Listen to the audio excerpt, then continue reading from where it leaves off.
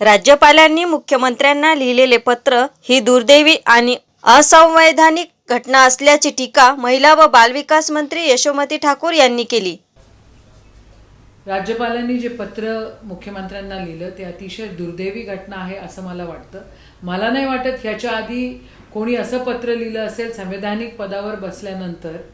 त्यांनी अक्षरशः सेक्युलरिझम बद्दल बोललं, जो संविधानाचा भाग आहे, आणि प्रार्थनास्थळं उघडायचे असं ते म्हणतायत। तर राज्यपाल जर जबाबदारी घेत असतील की याच्यामुळे कोरोना वाढणार नाही, याच्यामुळे कोरोना संपून जाईल, तर मग त्यांनी जबाबदारी घ्यावी आणि त्यांनी ते उघडावे।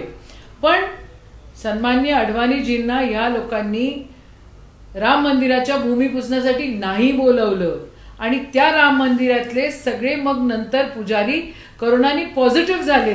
याचं गांभीर्य आपण घेतलं पाहिजे। हे षडयंत्र तर नाही ना?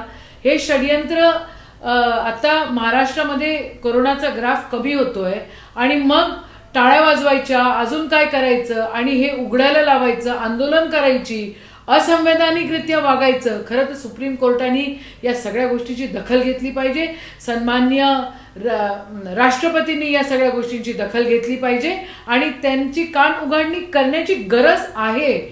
या पत्रामुळे संविधानाला अक्षरशः तोडून टाकलेलं आहे, त्याचं महत्त्व संपलेलं आहे असं हे लोक वर्तणूक करतायत आणि या सर्व गोष्टी अतिशय गंभीर आहे, अतिशय खेद आहे। या सगळ्या गोष्टींचा निषेध आहे।